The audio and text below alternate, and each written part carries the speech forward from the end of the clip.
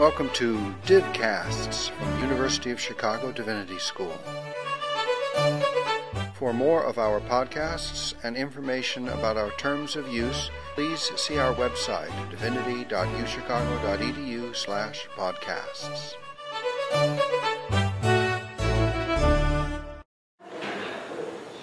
Good morning and welcome back, everyone, to our conference on Characterizing Astrology in the Medieval Islamic World.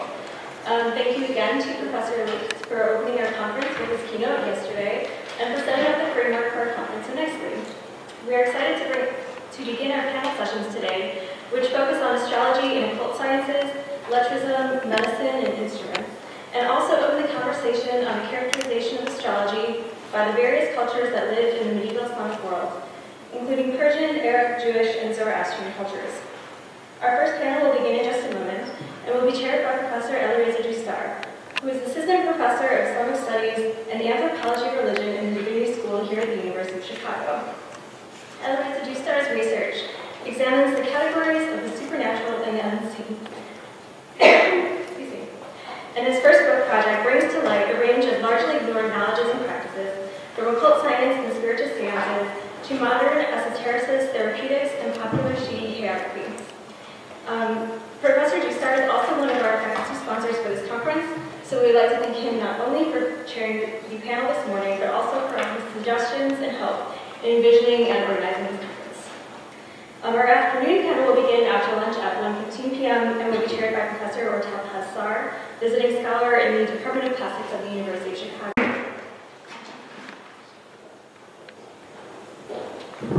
All right, moving right along. We're going to be listening to a paper by Noah Gardiner, who is a cultural and intellectual historian of the Arab Islamic world and specializes in the Arabic-speaking Mediterranean of the 12th to 16th centuries of the Common Era, the occult sciences, Sufism, and manuscript studies. He completed his PhD in 2014 in the Department of Near Eastern Studies at the University of Michigan, Ann Arbor, and is currently a lecturer in Islamic Studies at Michigan. Noah's dissertation, Esotericism in a Manuscript Culture, Ahmed al-Buni and his readers through the Mamluk period, was recently awarded the Bruce D. Craig Prize for Mamluk Studies. Noah's paper is titled Esotericist Astrology in Ahmed al-Buni's Lataif al-Isharat fil Huruf al-Ulwiyat. Our discussant will be Francesca Chubb-Confer, who is a second-year PhD student in Islamic Studies right here at the University of Chicago Divinity School, where she also completed her MA. Do you need to set up? Okay.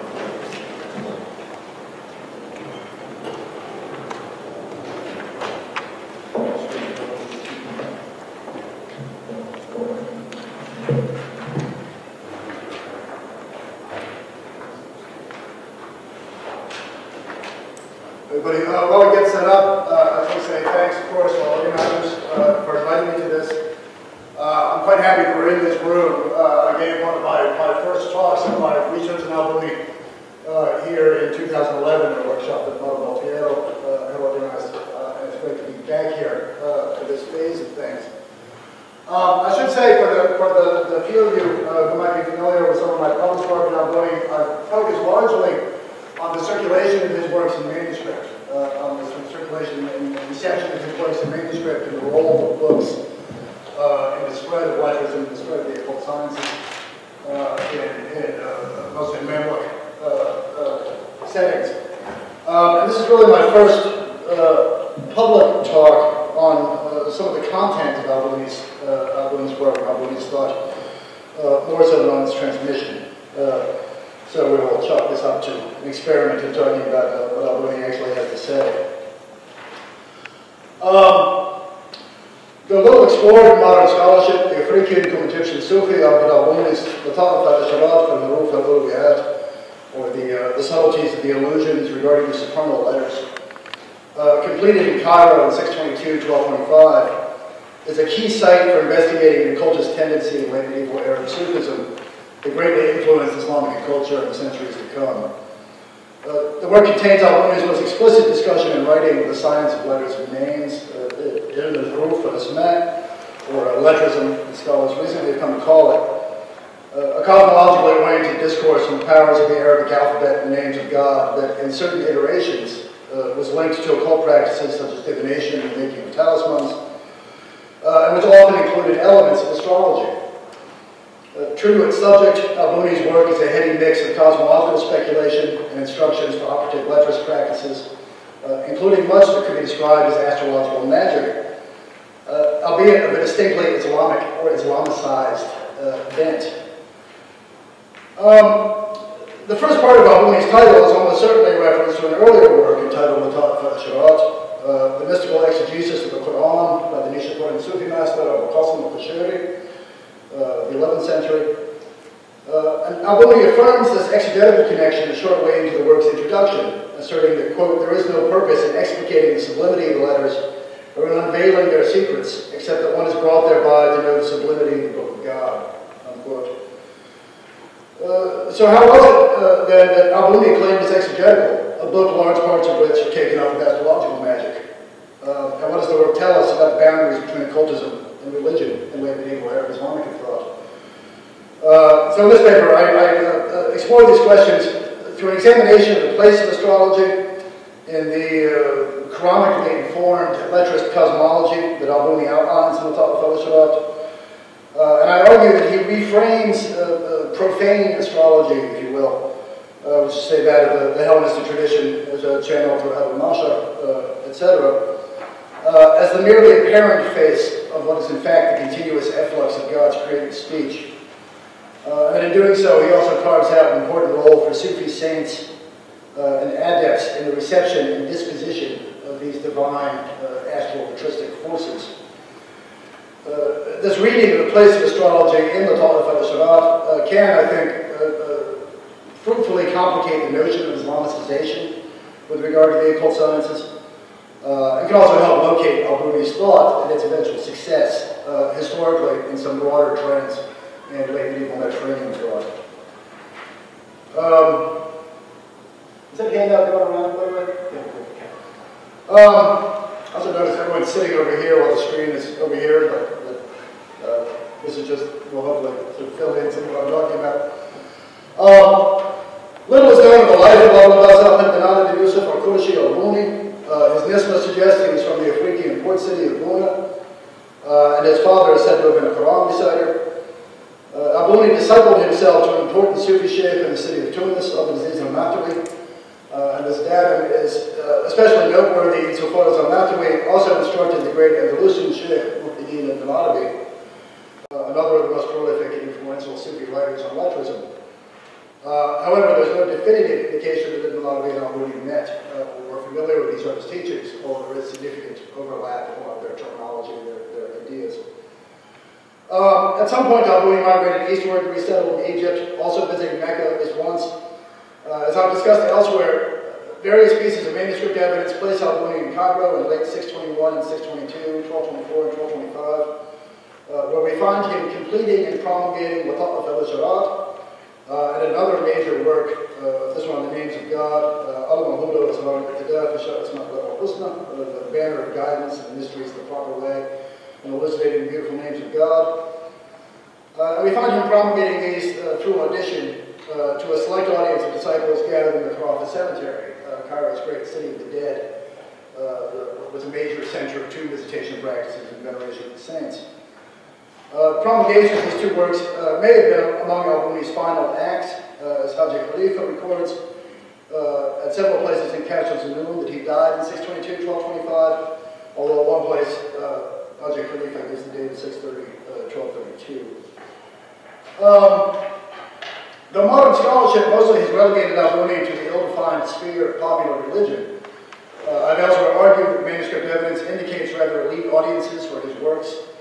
The earliest evidence considered alongside certain statements in Al-Buni's text suggests that he intended his works only for Sufi adepts, and that for a century or so after his death, his works indeed circulated primarily among small groups of Sufi readers who guarded their contents against exposure to those outside those circles. These are groups I've talked about in another article as esotericist reading communities. Later in the medieval period, his works escaped the confines of those communities and found an audience among various learned elites, including in the households of various Mamluk rulers and the bureaucrats who served them. His works influenced numerous thinkers in the Mamluk period and beyond, and this despite the efforts of some prominent Mamluk-era theologians such as Ibn Taymiyyah and Ibn Khaldun to brand him posthumously as a sorcerer and a heretic. Al-Buni was an esotericist, by which I mean a participant in an epistemic style cultivated among groups that regarded the Quran as possessed of both apparent and hidden, Zahir and Batin layers of meaning, and that were elitist and exclusivist, taking practical steps to limit the circulation of their teachings to those they deemed worthy and to protect them from exposure to the vulgar masses. Such attitudes and practices are well known from certain Shi'i and Sufi groups prior to Al-Buni's time and were integral to some occult scientific discourses as well. Jabiri and Al-Buni being sort of a prime example. Esotericism was less common, however, with regard to astrology, which broadly speaking was widely and openly practiced, despite the disapprobation of many Muslim jurists and the skepticism of some other thinkers.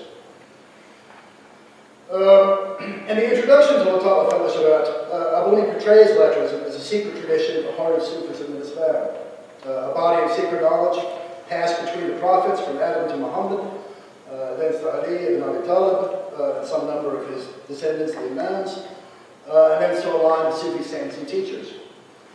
And while this genealogy is obviously highly idealized, basically fictional, Lettrism indeed seems to have originated in the thought of early Shi'i exaggerators, Poulet, and Ismaili thinkers, the latter of whom greatly neo-Platonized the discourse. The Cordovan thinker Ibn Masada al-Jabali and his followers are commonly identified as having helped translate Lettrism, essentially, to a Sunni Sufi frame of reference, and it continued as an element of Western, North African and Andalusian Sufism until Al-Buni's time, when he and others of his Western Sufi cohort, especially Ibn Arabi, migrated east and introduced or reintroduced it to the broader Sunni world. With this genealogy of Lettrism in mind, I nonetheless would suggest that Al-Buni's thought was as much the product of a contemporary transconfessional trend toward esotericism in the learned culture of the Islamic West. The historian of Jewish thought, Moshe Habertal, has described the 12th and 13th centuries as, quote, the age of esotericism and its disclosure, unquote, marking as a period in which secrecy and elitism were important features of Jewish discourses ranging from Kabbalah to the occultism-infused exegetical efforts of Ibn Ezra to the distinctly non-occultist philosophy of Maimonides. An important aspect of the Jewish esotericism Habertal discusses is that in claiming access to initiated understandings of holy texts, esotericists in the period forged novel connections between scripture and various philosophical and occult scientific discourses, all the while claiming that their viewpoints reveal the ancient innermost essence of Jewish scripture. Ibn Ezra, for example, reads Torah so as to reveal layers of cosmological and astrological meaning that he claims to be the inner meaning of scripture, even going so far as to interpret some Jewish ritual practices as means of drawing down power from the heavens, much of the style of a lot of the operations in Picatrix. And what follows, I argue that Al-Buni similarly locates the metaphysical underpinnings of an astrologically charged cosmos in the Batin of the Quran. And that in doing so, he seeks as much to reveal the hidden meaning of astrology as to legitimate his own embrace of occult practices reliant on an astrological paradigm. Now, Henri Corbin made the compelling suggestion that an esotericist approach to exegesis, which is to say one that posits the existence of hidden layers of meaning in Scripture, quote, presupposes the superimposition of worlds and interworlds as the correlative basis for a plurality of meanings in the same text, unquote. Certainly some Shi'i and Sufi letrists, up to and including Al-Buni, displayed a tendency to formulate sort of architectonically elaborate cosmologies of worlds and interworlds in their writings, as in Kabbalists, of course. Much of Lata'la is dedicated to the framing of the quasi-Neoplatonic emanationist cosmology, in which the letters of the Arabic alphabet and the divine names play central roles. And I'll do my best to be sort of mercifully brief in trying to synopsize Al-Buni's cosmology. If the sort of Sufi high theosophy that much of it entails seems remote from our topic of astrology, I rehearse it here not only because it's necessary to understanding Al-Buni's astrology, but also to emphasize that his Sufism is hardly mere window dressing on an otherwise natural or astrological treatise, as some have implied.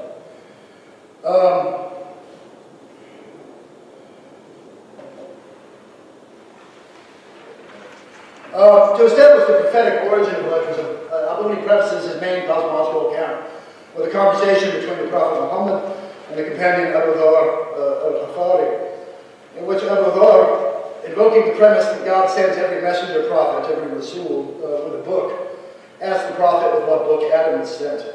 And Muhammad responds that he was sent with the book of the alphabet, Kitab al-Mulkim, on each leaf of which was a single letter. There's also quite a funny argument about whether there are 28 or 29 leaves in this book, and Muhammad insists there are 29 because Lam Aleph is itself a letter. Immediately thereafter, Al-Buni outlines an anthropogeny in which Adam is created in 4 stages. And this is on one side of the handout. You have the little grid there. In which Adam is created in 4 stages corresponding to his intellect, intellect, spirit, soul, and sort of heart and physical constitution in the 4th category. A process in which the letters were sewn, S-O-W-N, into the constitution of Adam at each stage. And it becomes clear that Adam represents man's microcosm, and that the 4 stages of his creation parallel 4 main planes or worlds. Al-Buni seems to use Atwar and Awad fairly interchangeably, through which the macrocosm is manifested.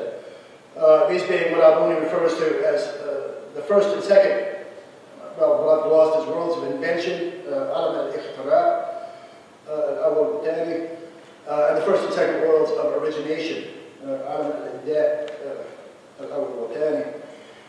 This pairing of Ikhtira and Ibda seems to distinguish the worlds of universals from those of particulars, which is to say everything in Ikhtira is universals, everything in Ibda is particulars.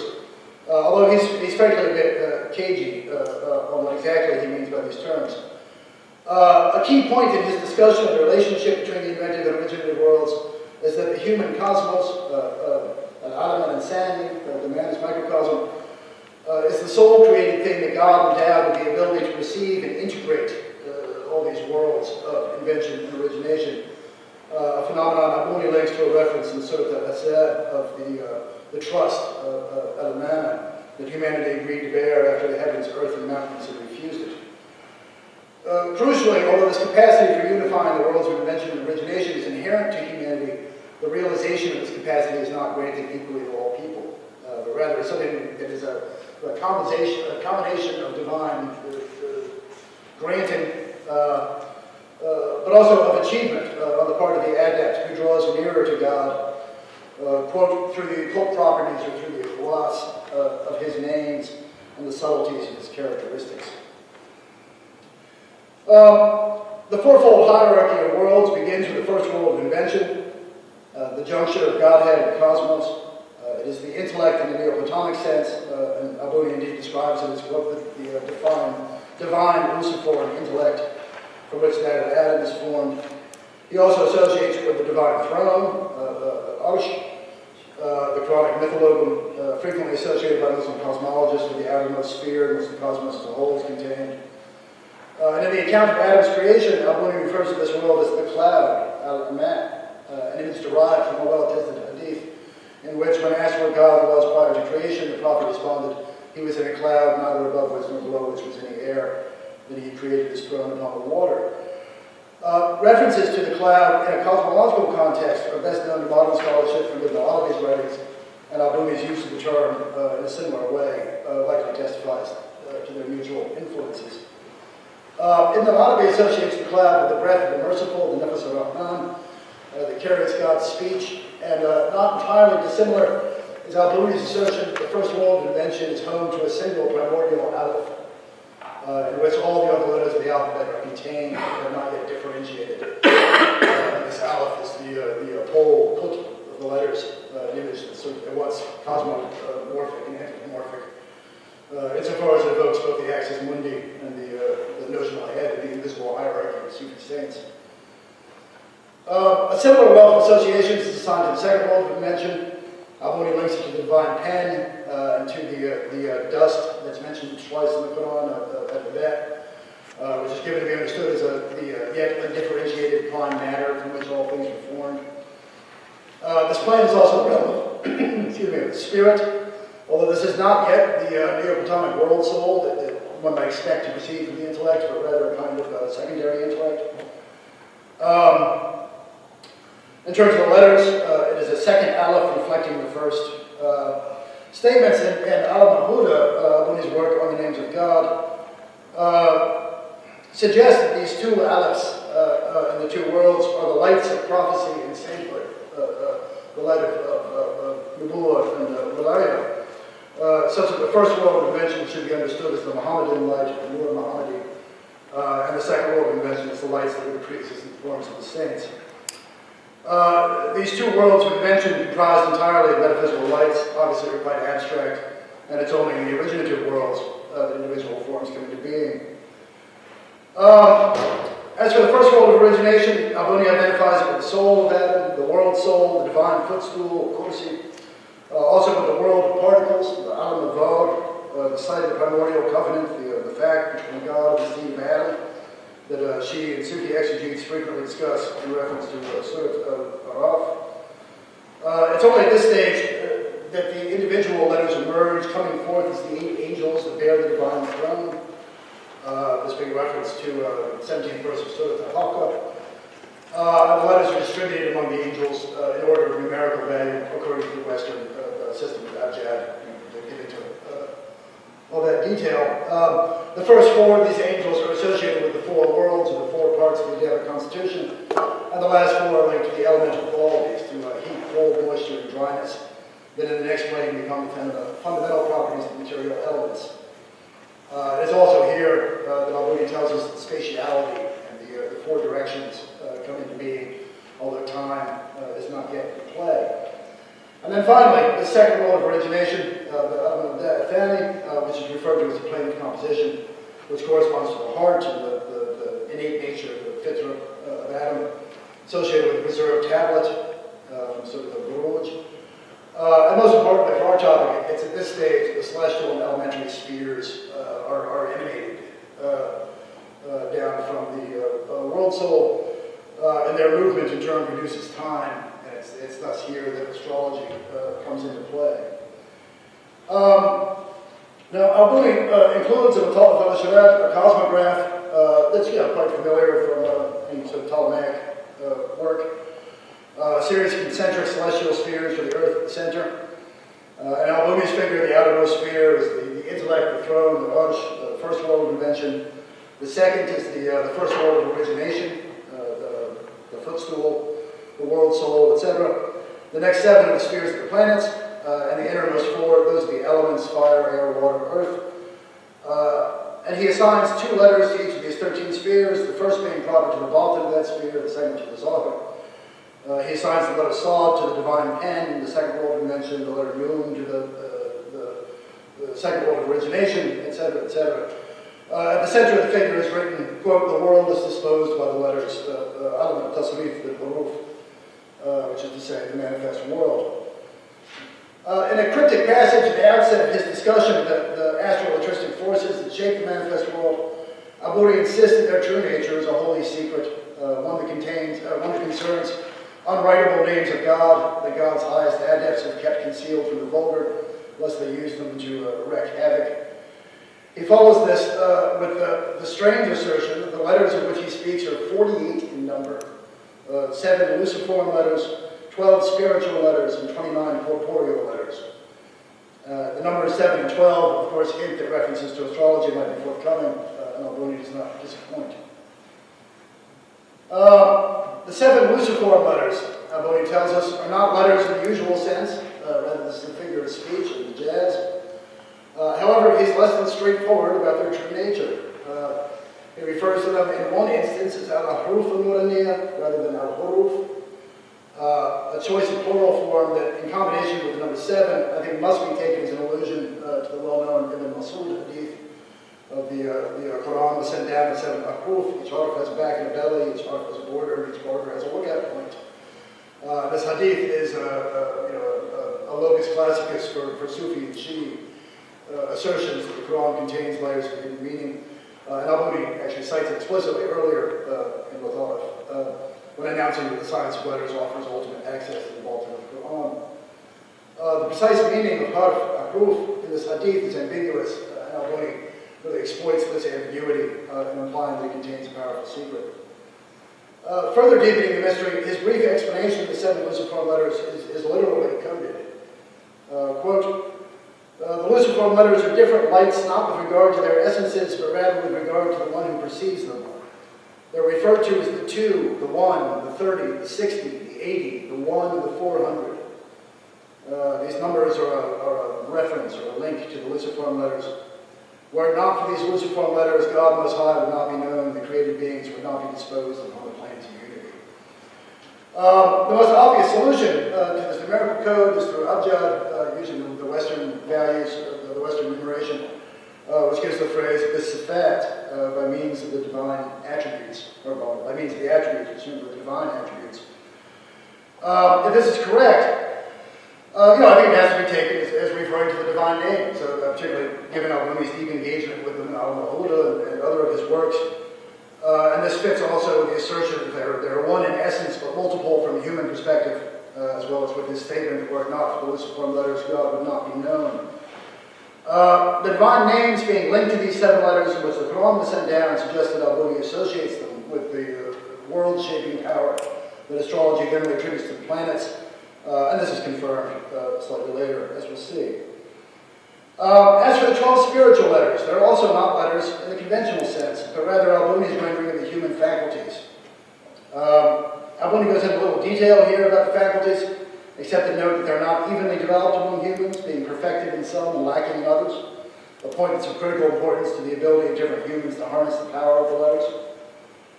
As with the 7 Luciform letters and the planets, he makes no one-to-one correspondences between the faculties and the signs of the zodiac or the astrological houses or any of these that you might expect. Although, as we'll see, some kind of relationship between the faculties and the zodiac or the houses quite plainly exists. The corporeal letters, Al-Buni tells us, correspond to the 28 letters of the regular Arabic alphabet plus the Lam Aleph, although the Lam Aleph then kind of drops out of the conversation, and we mainly talk about just the 28. These 28 he divides into 4 groups, corresponding to the elemental qualities, heat, moisture, dryness, and cold, a scheme that's quite reminiscent of Jagirian alchemy. The powers of the corporeal letters, he tells us, can only be understood as a function of their interactions with the Luciform and spiritual letters.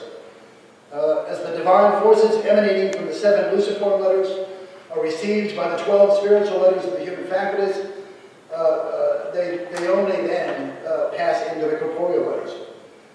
And it's here in the text that it becomes clear we're in the realm of astrology, or at least in some kind of analog thereof. And this is my one sort of long quote here. Quote, the spiritual force of the Malakut and Jabarut does not manifest itself in the corporeal letters, but rather in the spiritual letters. As the 7 spheres are the seats of the superior forces, and the inferior beings are guided by them, so the spiritual letters take from these 7 Luciform letters every world in accordance with its witnessing of, or its exposure to the lights of those letters. The spiritual force of every phallic, every star or sphere, is determined by the lights of every one of the Luciform letters. And as the celestial spheres, in their track to the zodiacal signs, are measured according to degree and minute and so on, so the effect manifests sequentially, out of tartib, and this is the cause of the effect's duration. Likewise, these 12 spiritual letristic faculties take from the lights of the Luciform letters, stage after stage, in accordance with the mystery of the gradated sequence, al-Siyah, tartib, and doji. As the spheres are encircled over the dense inferior world, making manifest in it the divinely originated workmanship, so the corporeal letters are like the earth, in relation to the spiritual letters, except that all their provisioning from the spiritual letters is gathered together in the earth of the corporeal letters, unquote. That's about as clear as Al-Buni gets in explaining something like this. Thus, we have a process by which the efflux of divine power continuously shapes the manifest world. The powers of the seven ahruf, which is to say the continuous radiation of the Quran, essentially, God's speech, being mediated through the 12 human faculties before ultimately registering in the realm of corporeality. The mediating law Al-Buni assigns to humans is important in that in Al-Buni's scheme, rather than merely interpreting celestial signs in order to predict outcomes, as in traditional astrology, humans become the vessels through which the astro-electristic forces of the celestial ahruf are mediated to the manifest world, sort of like so many antennae receiving the divine signal. Some people are better than others at receiving the signal, as Al-Buni's attention to the differential capacities of different people makes clear. In the post-prophetic age, the best receivers will obviously be the saints, those who are nearest to God, and whose faculties are thus the most purified. And this idea, is at once familiar and sort of wonderfully strange. It's customary in Sufi thought to regard saints as agents of God's word and will, and even as figures who emanate barakah from their bodies. But much less familiar to see saints as sort of localized gatherers and distributors of astral force. Again, it's these kind of conduits through which astral forces emanate, walking talismans, as it were. A discussion later in the text in relationship of the letters to the lunar mansions, the Manazil al-Qamar, adds some additional dimensions to his vision of these astro-electristic forces and their differential reception.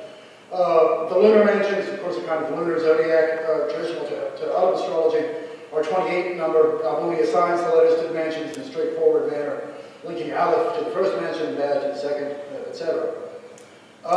When the moon is in a given mansion, the spiritual forces, or the spiritual force, the ruhaniyah of the corresponding letter is manifested to Jannah from that mansion, affecting individuals differently in accordance with their inner state. When, for example, the moon is in Sharatain, the first mansion, the ruhaniyah of Aleph is unleashed, it, quote, manifests wrath in all the parts of the world, increasing it among the aristocrats and commanders of the earth, and every person in the world discovers contraction, qubd, in his or her inner being, of a type in accordance with their human rank, the rutbat and insaniya, which is to say their level of spiritual advancement, presumably. The Sufi initiate, however, knows during this time to withdraw from life and to focus on his dhikr and on his ritual purity during this period, abstaining from thoughts and earthly pursuits that will profit him nothing until the moon passes on from this station. But the rest of humanity remains in the dark as to the source of this contraction, this inner tension. And other mentions and letters, of course, emit other forces, some positive, some negative. However practical the instructions Al-Buni provides with regard to the lunar mansions, he insists that his intention is not to provide a lesson in astrology, a nujumiyya, but rather to offer instruction on, quote, the secret of what God brings into being in the world by means of the letters, unquote, as they're the instruments through which God's speech is inscribed upon the world, the Aleph, and the means by which one comes to know the names of God and to understand God. They are, in other words, tools for experiential form of exegesis, through which, according to one's level of attainment, one can come to comprehend the effects of God's speech in the manifest world. To drive the point home, Al-Buni draws a parallel between the positive and negative effects of the mansions and the verses of mercy and punishment of the Quran, the Ayat al-Rahmah,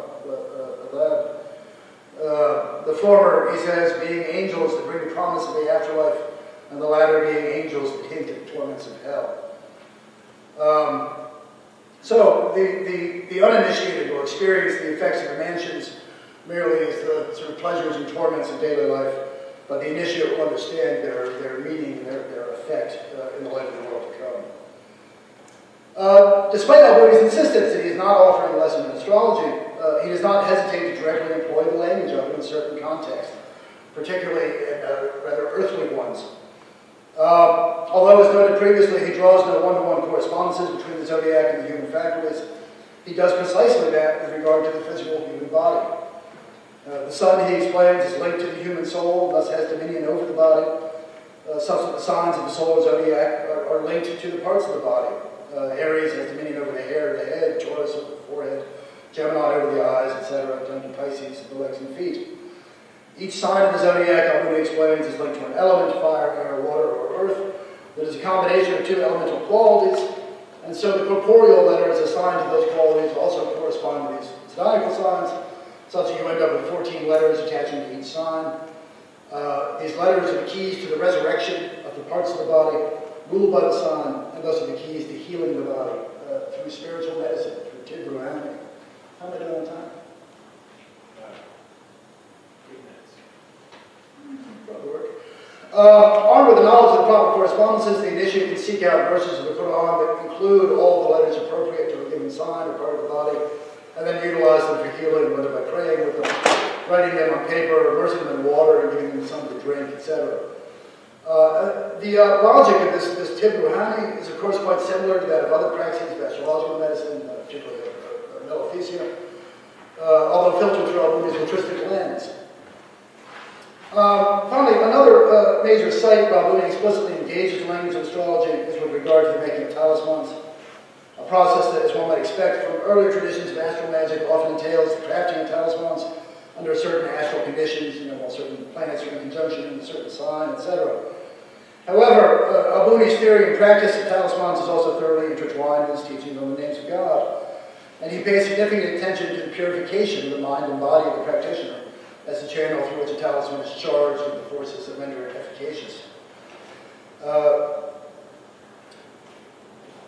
Many of Albuni's works, other than are essentially concerned with bodily spiritual practices, familiar from the classical Sufi tradition, halwa, ritual seclusion, dhikr, supererogatory fasting, etc. His focus on al-mahuda is on the takhalluq, exercises for taking on the divine qualities through sort of meditations on the names of God. In Lata'if al-Shalat, however, we see these spiritual exercises being directed especially at a higher capacity for disposing astral-patristic forces in the material world. Twice in Lata'if al-Shalat, Albuni addresses a cluster of topics that include the letter of Tao, its numerical value of 4, and the names of God that include Tao, such as Adat, permanent, and Al-Wadud, the loving. He links Tao to the second world of origination, stating that it's through Tao that God perfects the elements in the world of composition. He also assigns the letter to the planet Jupiter, and although he doesn't make this point explicitly, his discussion of Al-Da'im and Al-Wadud emphasizes the limitation of God's beneficent, nurturing, and sort of administrative qualities, virtues commonly associated with Jupiter in classical astrology. He discusses a number of talismans associated with this cluster of signs and elements. One relatively simple set of instructions. He says, he who writes the shape of Tao on a white silk 35 times while the moon is in Cancer and aligned favorably with Jupiter, places it in his signet ring during that time, and wears it while in a state of ritual purity, fasting, and continuous internal quietude, God will make lasting for him the state of grace he's in and support him in every external undertaking. And God will extend his sustenance generously to one who multiplies, who performs dhikr, the name Al-Da'im, if he has that talisman with him.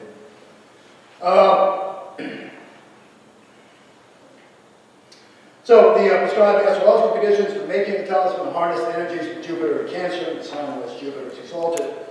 Note, however, that the operator himself must be in a state of fasting, ritual purity, and internal quietude in order to effectively channel these forces. In some, the material talisman is essentially grounding a current emanating from the powers of the divine names that are inherent to the motions of the heavens that are channeled through the soul and body of the adept. Another more complex operation invoking this cluster of forces is for the manufacture of a cryptogrammatic talisman, a waft, a grid of numbers and letters, in this case a 4x4 mathematical magic square. For this operation, the adept must fast for 2 weeks, eating nothing but bread, maintain a state of ritual purity throughout, and invoke God's name while meditating on a sheet of silver.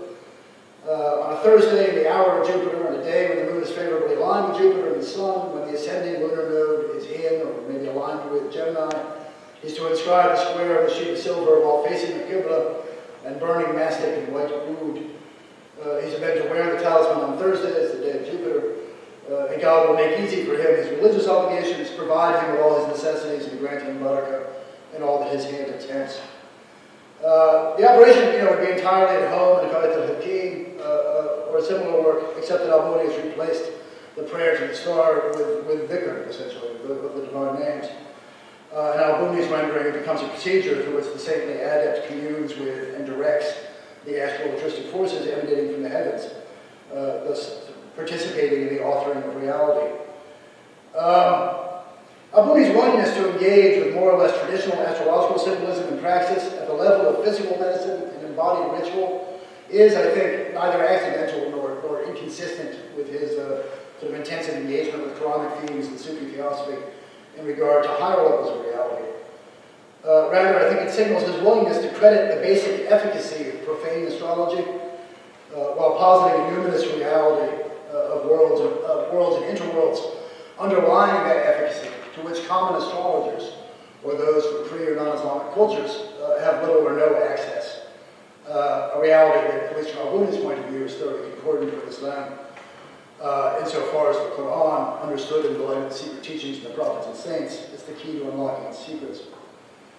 So Al-Buni's approach to astrology is thus esotericist in that, like the Quran, profane astrology, like the sort of Hellenistic Qur'an tradition, is implied to have Zahir and Batin, i.e., what non-initiates assume to be the effects of the stars is understood by the letrist adept as aspects of the manifold powers of God's speech. Moreover, the Sufi saints and adepts' relationship to the letters that convey both the Quran and the forces emanating from the heavens transcends the merely discursive knowledge traded in by juristic exegetes and vulgar astrologers, and that rather than merely reading the Quranic and celestial texts, the Sufi souls and bodies the channels through which God's world-making speech is most purely manifested and disposed. It's an extraordinary set of claims on Al-Buni's part, one that grants a quasi-naturalistic basis to the powers often attributed to the Sufi saints, while also investing them with the transcendental spiritual authority as the living bearers of God's word. To the extent that in classical Islamic thought, astrology generally was understood to belong to the foreign, the non-Islamic sciences, Al-Buni's teachings can be understood as a sanctification or an Islamicization of astrology. But this shouldn't be taken as any kind of sort of simple syncretism that often gets applied, that often is imputed by modern scholarship and popular religiosity. As mentioned at the outset of this paper, Al-Buni wrote for an elite audience who would guard his teachings from undue exposure. And this air of secrecy, I think, is just one indication that Al-Buni and his readers were painfully aware that astrology and Islam were in an uneasy relationship, or considered incompatible by many religious authorities. Thus, if this would be taken as an attempt to reconcile astrology and Islam, then this reconciliation was not one that Al-Buni intended to be carried out publicly, but only one among the networks of followers that he and other members of his Western Sufi cohort were building as they relocated to the east. In his analysis of late medieval Jewish esotericism, Halbertal takes the view that innovative exegetical efforts of Ibn Ezra, the Kabbalists, and other esotericists were symptomatic of a crisis of dissatisfaction in traditional religious thought, and of a shift toward causal explanations of reality that utilized nature as a central explanatory category. This is particularly apparent, he argues, in a changing conception of prayer, in which what long had been viewed as humanity's means of appeasing God came to be articulated as methods by which humans could activate essentially impersonal forces in order to remake the world. And Al-Buni's letrist talismanic praxis, which Michael Doles has referred to as a supercharged prayer, would seem to fit this pattern in many ways. However, lest we succumb to too Yeatsian a narrative of the occult-fueled discovery of nature at the end of the medieval period, I think we also have to recognize Al-Buni's promulgation of these ideas as part of a complex and highly political renegotiation of religious authority that was underway at the time, one that would only intensify over the course of the Mamluk period as the Mongol invasion, the Black Death, and other forces harshly reshaped the Islamic world, and as increasingly institutionalized networks of Sufis and their followers came to the fore as powerful social actors. Thanks very much.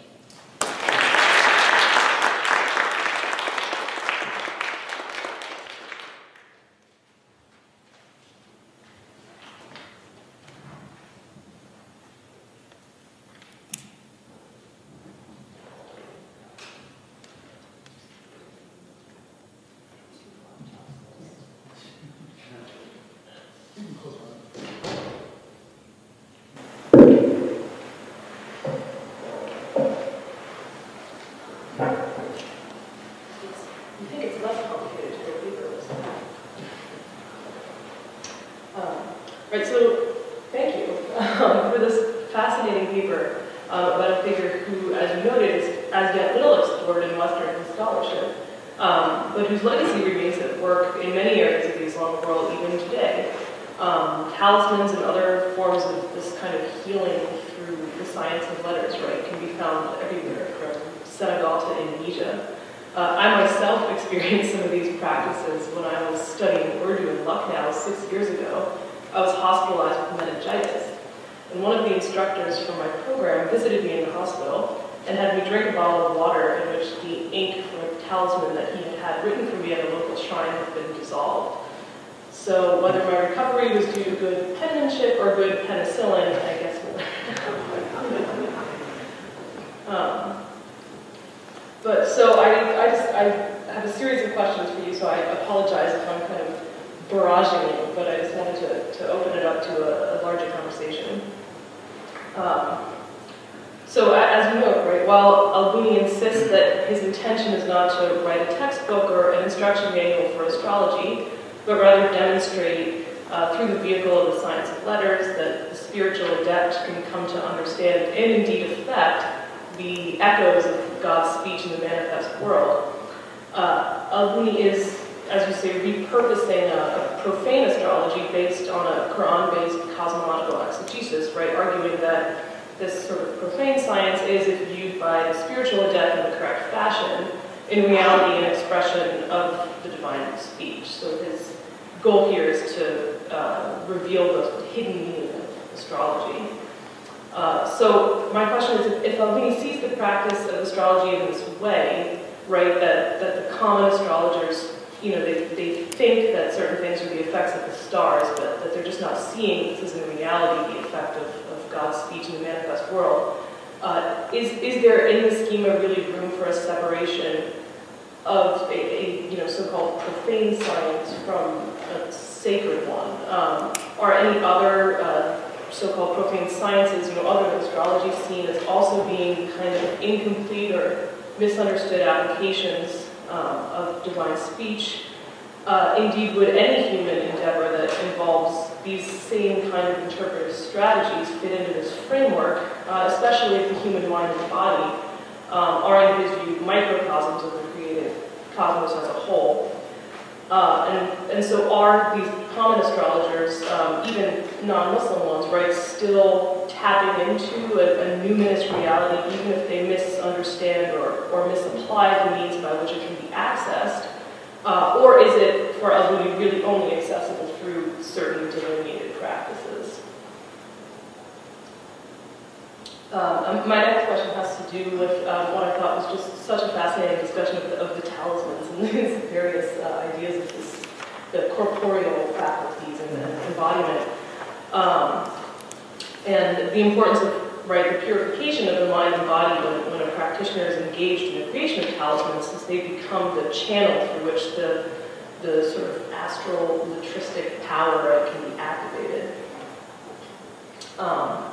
So as you know, the mediating role that Al-Buni assigns to humans is important in, rather than interpreting, sort of just interpreting celestial signs in order to predict the future, they're actively involved in sorry, I just lost my spot.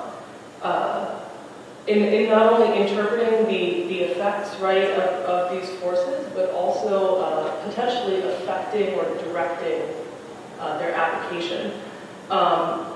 So I was curious as to what extent are human practitioners really able to affect these forces?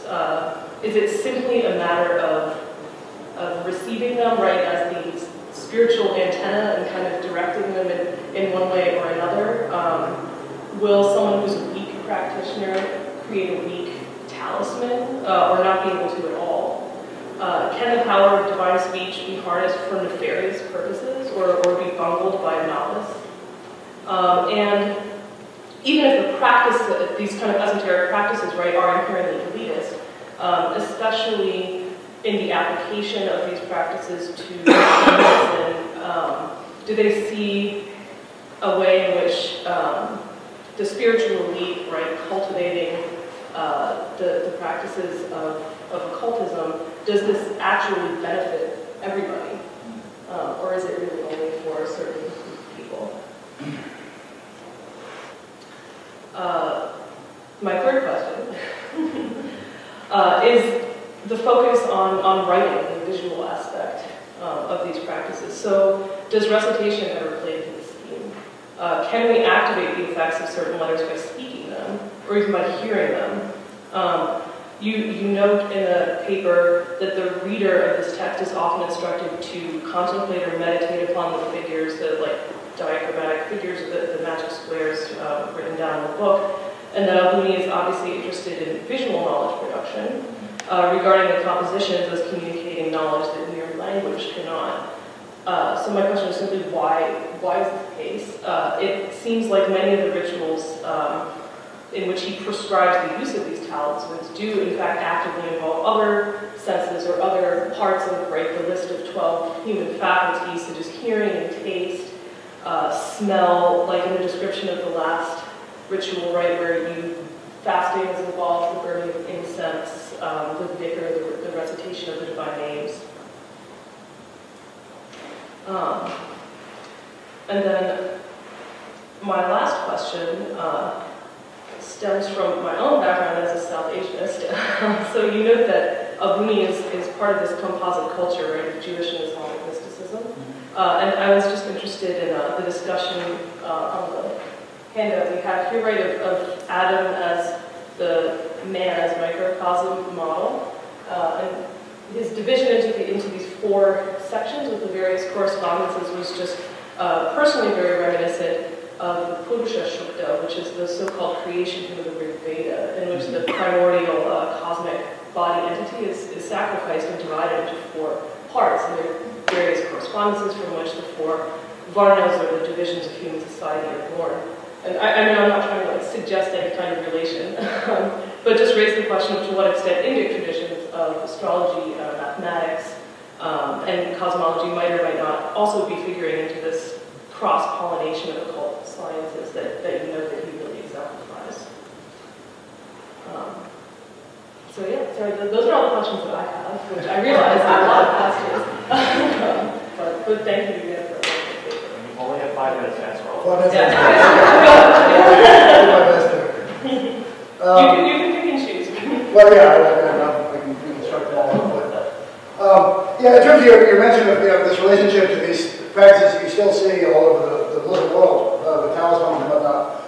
It's a really interesting question. Albuni didn't make this stuff up. Talismans are around before this, letter grids were around before this. In some ways, I think he is theorizing practices that are already out there. And so there's something very interesting about what he's trying to do here. I think he is trying to give sort of a theoretical and coherent basis to a lot of practices that were already widespread in his time. Although I think he did also introduce plenty of new ways of thinking and talking about it.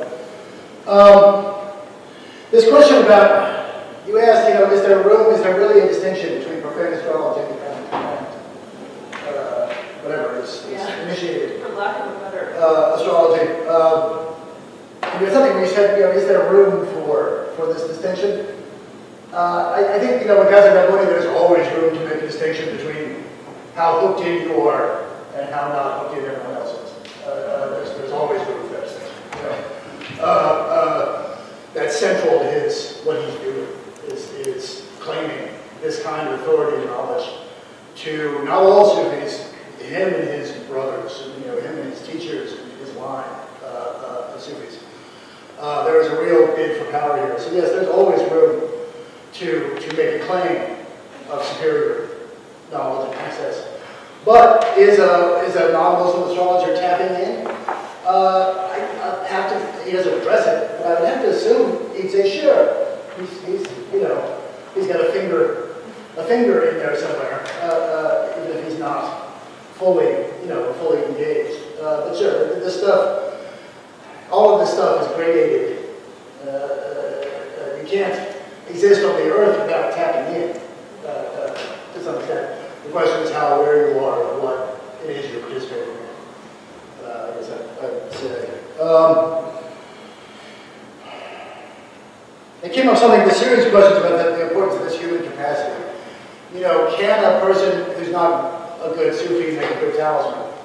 I would think not. I think not a good talisman. Again, they might make a talisman that does something, although it might not do what they wanted. There are occasional warnings about people that aren't qualified trying this stuff.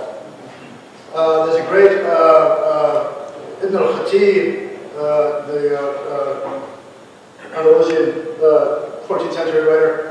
He's interesting. He's very sympathetic to Al-Buni in a lot of ways. He's done much more so than Al-Buni is. But he worries about another of Al-Buni's books. It's a cycle of prayers, or sort of astrological time prayers. And he worries that an ordinary, he puts it just that some Muslim is going to come along and find this book and think it's a normal prayer book. And they're going to be unleashing all these powers that they don't realize they're dealing with. So his concern about this book is not that it's inherently bad, but in the hands of some civilian, it's going to cause problems. Can it be used for nefarious purposes? I mean, these warnings come up again and again. You know, don't let this stuff out. If people get a hold of this, it brings fitna and destruction. You know. But it does seem contradictory to the idea that to really make this stuff work, you have to be sanctified yourself. And I think there's a tension there, and it's not clearly spelled out. You see this in monogamy too. The sense that if these things get out, if just anyone knew about this stuff, they immediately turn it to horrible ends. But how exactly that would work when your inner sanctity is so important to make it effective is not clear. The recitation versus writing, I'm so into these questions, I didn't get into it as much here because this ties in so much to the history of the book and this use of audition practices and reading books aloud and things like that, which I've really used in transmission of these works. There's so much going on right in this period and up into the early Mamluk period of the changing status of the book and the writing and whatnot. I think you're exactly right to link that thing about the 12 faculties to all these ritual practices that involve smell and sight and all this. And there's a lot of medieval theory about learning when you come to the use of figures and diagrams and whatnot. There's a lot of medieval theory about why it's better if you can both hear and see something. You're going to learn it better than if you just hear it or just see it. So there's a lot of theory about this combination of sensory faculties that are brought into play in learning. This is a very sober, non-occult text. I definitely think he's hooked into this, but in a full occult manner. So it's basically the more faculties you can engage in the process, the better, I would think. But certainly, as written, as sort of graphocentric as he is, recitation is still huge. I mean, Victor is everywhere across his works. And these very much embodied practices are central to what he's selling. You know, it's very much about Halwa and Dhikr and fasting and these ritual practices. So yeah, the place of writing certainly has a place in it, but it's still much more centered on the human, on the body of the saint. In a way, it's very traditional, really, in Sufi thought. Is that sort of whack? Is that my comment? Yeah, we have plenty of time for questions. If we could get Matt also up here. I'll use the prerogative of the chair to ask one question of each of our presenters. For Matt, I wonder if I could ask you a version of what Daniel was asking you about mathematization. And that's maybe a bit of a broader question about whether you're noticing any kind of correlation between the way the sciences are being classified on the one hand and the way the sciences are being practiced on the other. Now that might either be about something like growing mathematization, growing sort of techniques of calculation and so on within specific sciences, or it could be specific kinds of sciences maybe becoming more prevalent in some way, geomancy, for instance. I don't know how causally you might sort of make connections, whether it's first things that are becoming more common and then the sort of classificatory schemes begin to shift, or whether the classificatory shifts are having an effect on practices. So, at this point, it's maybe if you see any hints on any correlation between those things. And then for Noah, this is also a version of what Francesca was asking. In the Sufi tradition, obviously there's, and you've been bringing this up really nicely in your presentation, there's always emphasis on ethical practices and the cultivation of the self and the senses and so on in order to achieve certain spiritual states. And these spiritual states in your presentation are then associated with being able to channel certain kind of celestial powers and so on. Are there disciplinary practices that somehow contravene Islamic ethical commandments? And I ask this because I've seen manuals, more modern, that do make certain kinds of suggestions. For instance, in order to be able to manipulate certain kinds of powers, you need to refrain from clipping your nails or cutting your hair. So certain kinds of hygienic restrictions might then begin to be, sort of put on halt, at least for a while. And the question that then leads to is, to what extent are these ethical disciplines instrumental in the sense of being geared towards achieving certain results in the external world that might be detachable from the ultimate goal, which is, securing the grace of God and so is there some, and the accusation often also is from the external side that the occultists don't care about Sharia and so on. But is there some kind of are there those kinds of tensions?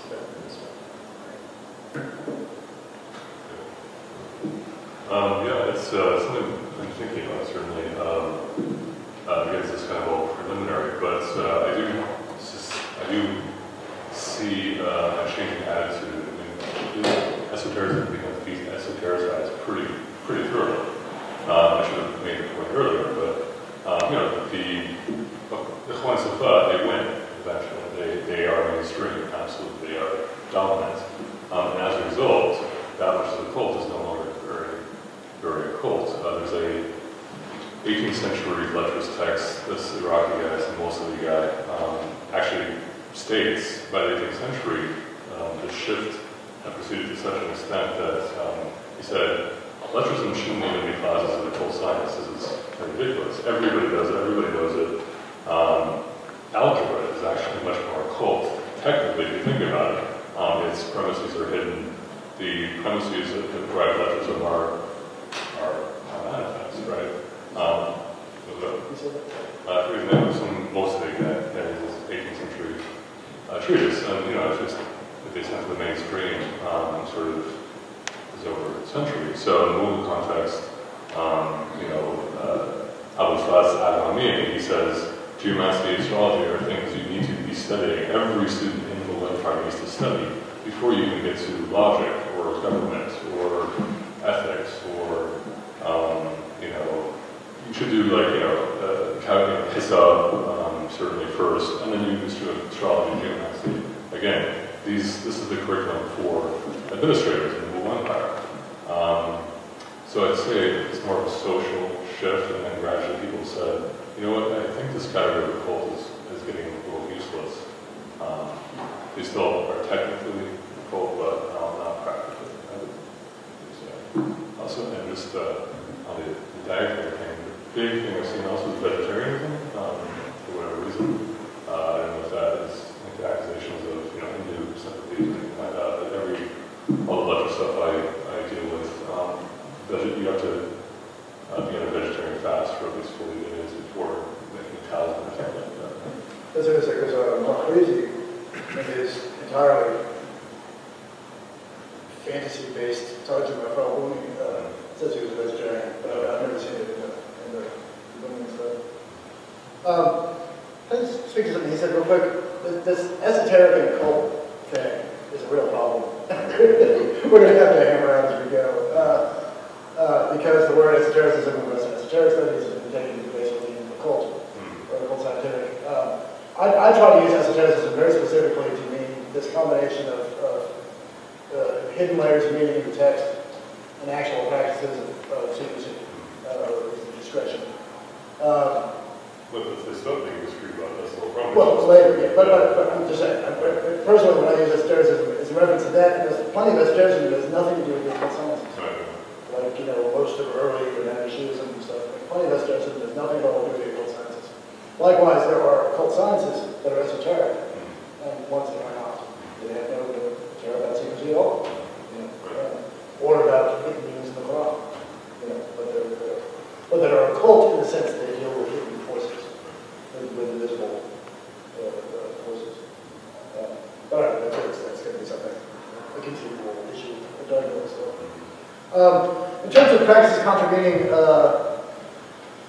Sharia and whatnot, no, you won't find it in Al-Buni, unless, of course, you consider thinking about astrology contravening Sharia. But no, I mean, you won't find anything contravening dietary practices or hygienic practices or something like that, because I haven't bumped into anything like that there. In some pseudo-Bunyan works of the Mamluk period, you find some stuff that gets pretty hairy, sort of edging toward that way.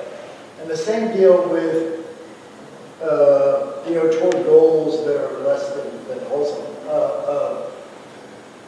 Al-Buni stuff, I mean, I think it's funny, for the modern rep that Al-Buni has as some kind of medieval Alistair Crowley, I've got a Saudi friend who told me that as kids you sit around with Shams al-Ma'arif and it's said if you read a whole page you'll be possessed by demons and it's a dare and all this. And Al-Buni stuff is really boring if you're looking for that kind of stuff. He's really pretty wholesome in everything I've seen. It is mainly about attainment of visions of the other world, the secret workings of the universe. And when it is about material stuff, it's mainly just risk. It's just, your sustenance will be provided. Things will be made easy for you. But there's nothing about getting people to sleep with you. There's nothing about being rich, per se. There's nothing about anything like that. It's really pretty G-rated stuff for the most part. Again, in the pseudo-Bunyan stuff, not so much. But in the stuff that I think is reliably attributable to him, it's really pretty clean as it goes.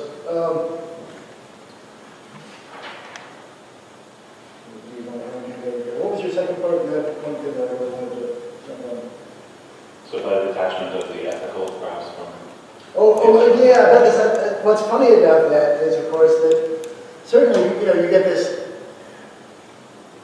in worries about Sufism, so as Tariqa Sufism takes off, you have all these accusations that these sheikhs are using this for personal enrichment, or they're having sex with all their disciples, they're good, whatever, and you have all these sort of accusations of this stuff. But Sufism itself is getting directed towards worldly ends.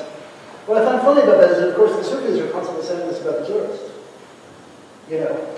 These jurists, they're preening with their knowledge of hadith and their knowledge of fiqh, and they're preening, and all they care about is getting rich and getting positions with people. And then Buni is no different than that. He's very critical of the straight jurists and their worldly ways.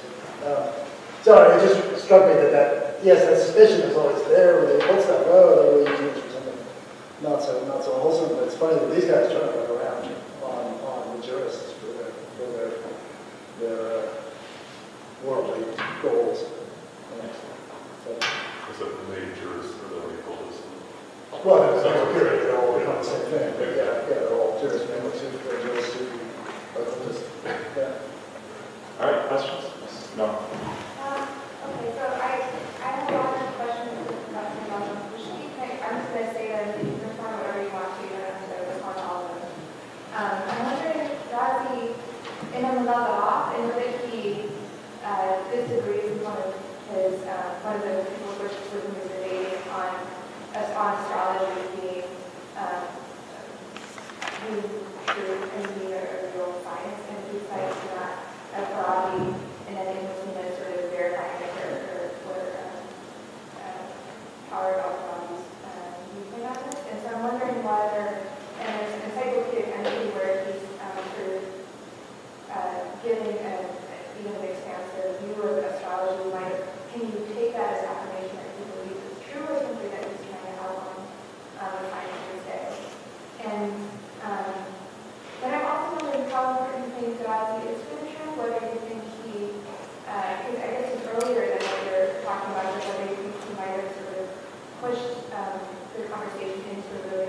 rationalist understanding of the world that we really can understand the forces at work here, and whether the mathematicalization of this understanding of the spheres and their relationship with earthly events, is it under the assumption that you can understand all of the forces and therefore you can predict, or that there are these hidden forces that you cannot understand, but that they work in a way that's predictable? I don't know if you see the difference. And then I guess I'm asking whether you think that's coming from Razi, or whether you think, because I would associate more with Aquinas with that there are these hidden forces. We don't understand them, but the world is therefore predictable because of them. Whether that rationalism is coming from Razi and spreading in that way, or from both, or from concepts of both. So let's answer those. Great questions. Rose is a bit early for me. I'm almost comfortable with 15th century, but sorry, Razi is actually a great occultist. He's Seven Matum is the only Eastern occultist text that even knows about the matter, who's extremely badly informed about many things. But he thinks that Razi is the occultist for original world. So, to whatever degree you may believe in occultism, which I don't recommend generally. Razi also has works on geomancy, chiromancy, I believe, a number of other occult sciences as well. So he definitely is a believer. And that seems to come through in the Jami'at Ulum. His entry in geomancy is, as I said, the first in the Persian tradition. Geomancy is North African, seems to be divinatory practice. Sahara, it's associated with Berber sort of authorities in the name. And it, like, sort of Bunyan sanctified, Letrism, it makes its way east, with the sort of pumping action of the Mongols coming from the east and reconquist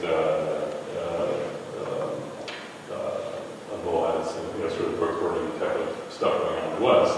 Intellectuals are kind of gathering at the center of the Islamic world. The heartlands in Egypt, none of Egypt, Syria, and Ayyubid period as well.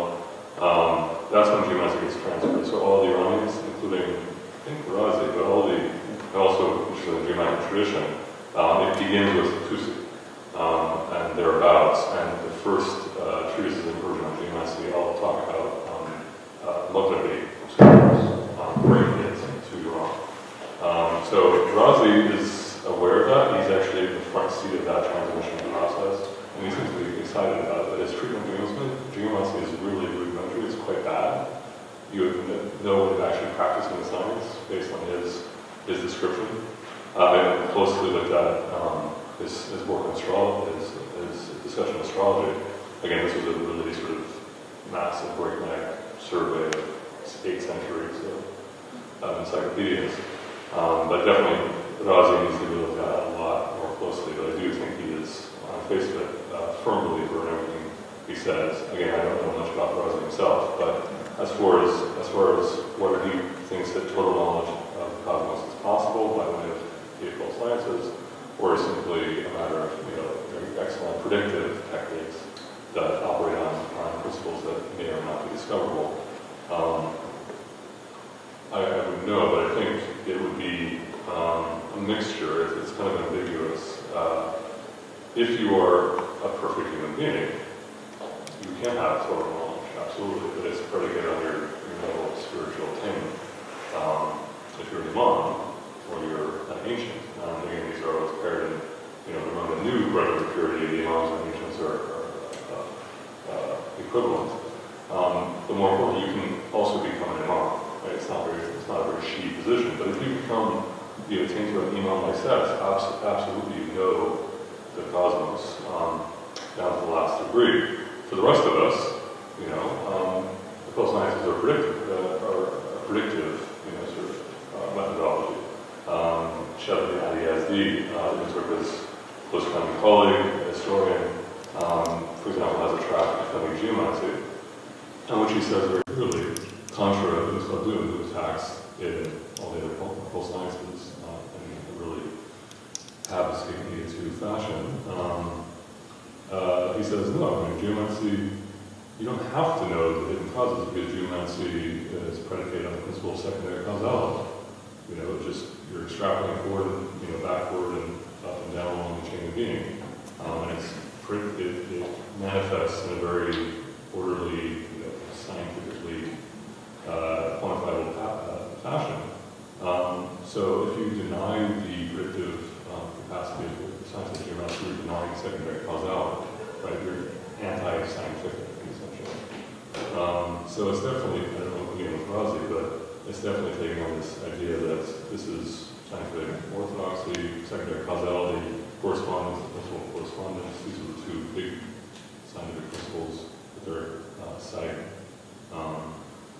So yeah, Razi is representative, I do think, of the beginnings of the sort of occultist renaissance in the 13th century. I mean, it's kind of an early bird to the party. There's a 15th century occultist lecturers claim a period of decline for the occult sciences, which then is revived in the 14th century. So essentially, whatever's happening, in the 12th and 13th centuries, when they hypnotherapy, they are finally recast as occultists and neo-Pythagoreans by the late 14th century, early 15th century. But there seems to be a bit of a lacuna. We don't know what's going on. Again, the Mongol patronage of the occult sciences is something that's never been touched, but they did fairly heavily, and that sort of gets the ball running for even larger Timurid and subsequent imperial patronage programs for the occult sciences. Again, nobody's looked at that, so it'd be hard to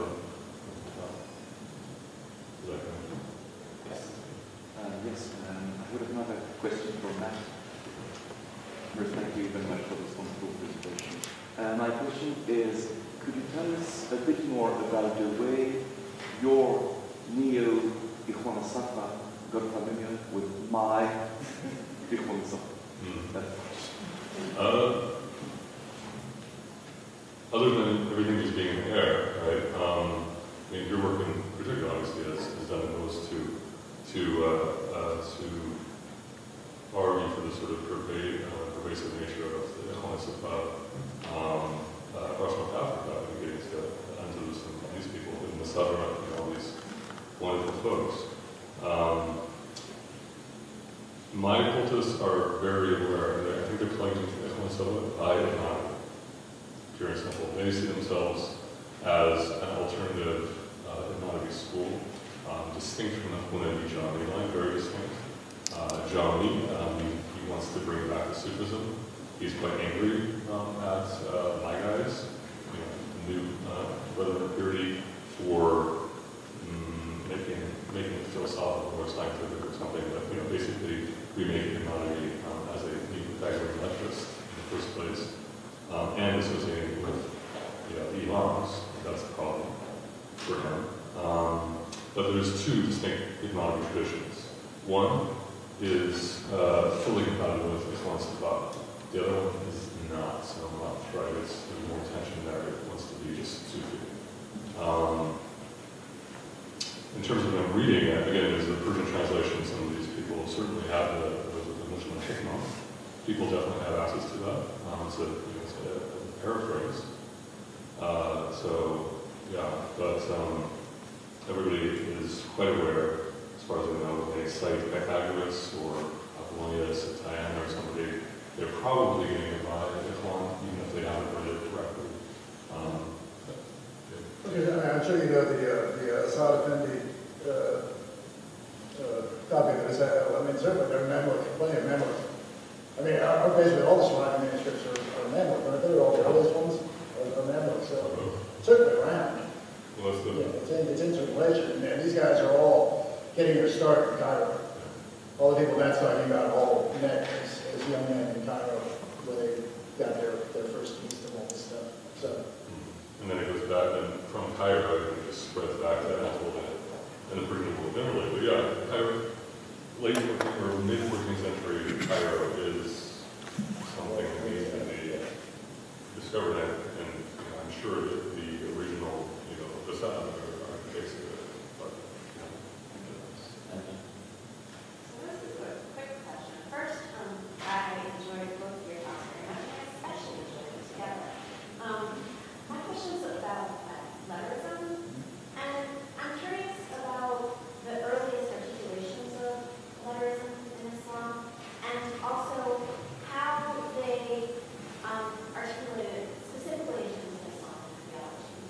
How they're what in terms of Islamic theology?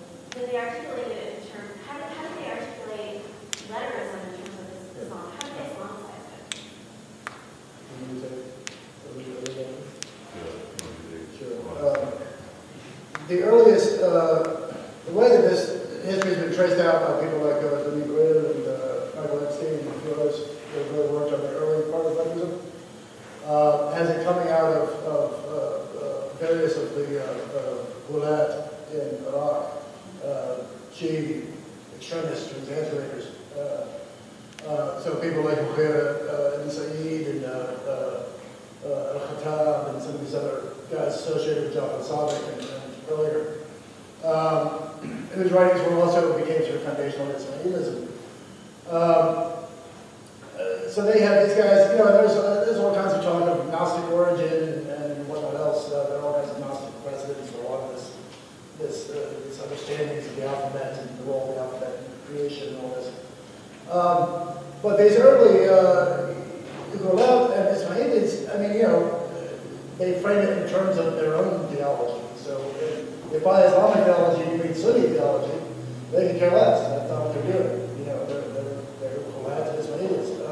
So it very much is part of their own understanding of cosmic historical cycles and the cycles of the imams and all these things. The letters are very much tied up in all these processes.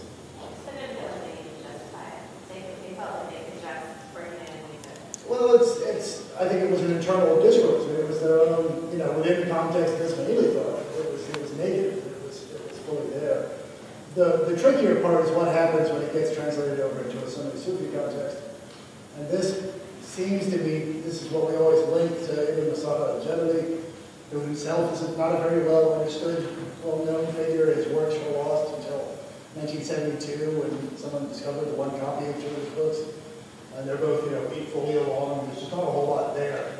But he's the guy who we generally associate, he was from Cordoba, and we generally associate Ibn Masada with having bridged this gap between Ismaili thought and Sunni Sufi thought, whatever he was, a mystical philosopher, various terms that are attached to Ibn Masada. As well, though, as an ongoing influence, certainly of the Quran Sifat, of Hayat al-Hakim, and other texts that have, well, we can talk if they're Ismaili or not. I think you said that they're not Ismaili per se, but they certainly have some Ismaili flavor to them. They keep soaking in to the West. And I think part of this is about these guys being esotericists. I mean, until the 13th century, until the 14th century, this stuff is taught in secret. It's not meant to be widely shared. There's an understanding that this stuff will get you in trouble. You know, that it doesn't always align with mainstream theology or whatever that is. So I mean, it has a contentious relationship oftentimes to mainstream theology. By that we mean Ash'arism. No, I go from there. In terms of the early Shiites, that obviously, you know, the Kitab of Jafar al-Jami' of Adi, right, that predicts all events in the world. Really, the time when the return of Mehdi. I mean, that's there at the very beginning. It's quite original. That's probably not Gnostic or Hellenic or anything of that from inspiration. It definitely can get blindsided and ostracized, if you will. But so it's there at the beginning, as well as a number of other occult texts, named letters texts. So it's easy association. But yeah, I mean, Hellenic Gnosticism, which is a terrible term, but we'll use it as a crutch. The form of truth, the body of truth is in the form of the letters of the Greek alphabet. So it goes way over like that in sort of very Eastern context. So it seems to just, even if there's no direct transmission, it's in the air, it's in the water, things like that. In terms of later, once you get the de-esotericization of occult of letterism, going to the early 15th century, that really, I think, and going back to your earlier question as well, this is the rise of the popularization, not the vulgarization vulgarization, but popularization of the elite science of lettrism. So these guys, these new brethren of purity, they're writing treatises in Persian for ruling elites, whose are maybe a bit shakier, and explicitly offering them a way into the science, saying, just here's an introductory manual, but this is how you get started. This is everything you need to get started, and to do effective letter magic or letter divination on your own as a imperial figure. So the popularization trend. So things are being written in Persian and being mainstreamed that way. And with the movement east of lettrism, you also get the beginning of Indian influences, or the recognition of Indian sort of lettrism as a equal, not equal, but another roots along with Hellenic forms of Hellenic precedents. Pythagoras, of course, is a great Hellenic, touchstone. But Shamsuddin Khafri, one of the great astronomers, early Suffolk period, he comes out and says, Nir Damad holds Khafri's contention up that this doctrine, this Neo-Pythagorean doctrine of cosmos as number and letter, is also a standard part of Indian astronomical thought, which is interesting. So it becomes a bit more international. It's not just Hellenic, Gnostic, Chi, by the 16th century. One last short question. So, I have a question about the slide. In one of your slides, I think it was like corporeal letters, and there were two charts from Luni manuscripts. Did you catch the difference? Yeah, what's up with that? I It's love two this. alphanumeric systems, and it's all about letters and the numerical I values. had to resist extemporizing until myself. I'll keep getting on the manuscripts forever. Not this one. This one. Yeah, I love this. It's okay. This, there are. Oh, it's not on. There are Western and Eastern systems of abject, right? There are two different systems of numerating, and they switch. Namely, letters in the higher values get moved around somewhat. The solid machine and vein, and etc. Get moved around. What's going on here? When you get it back.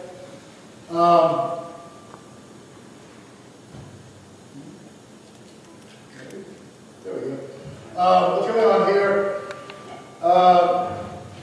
This is from a very nice 14th century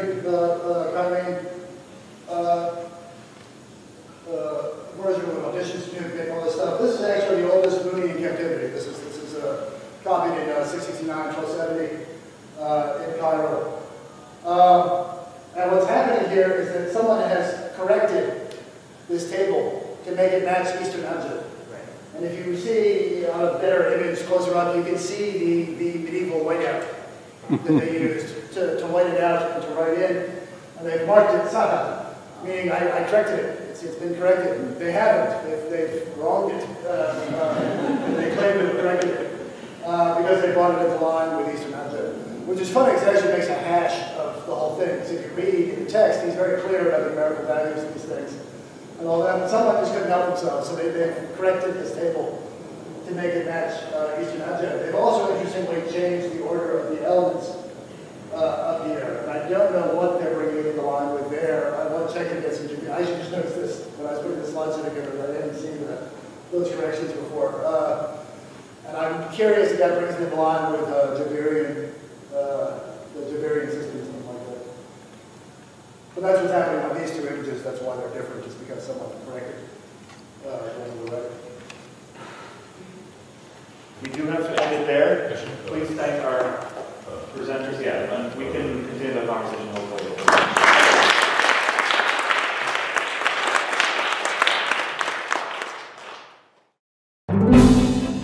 We thank you for listening to or viewing our podcast. For more information and for other podcasts, please see our website, divinity.uchicago.edu/podcasts.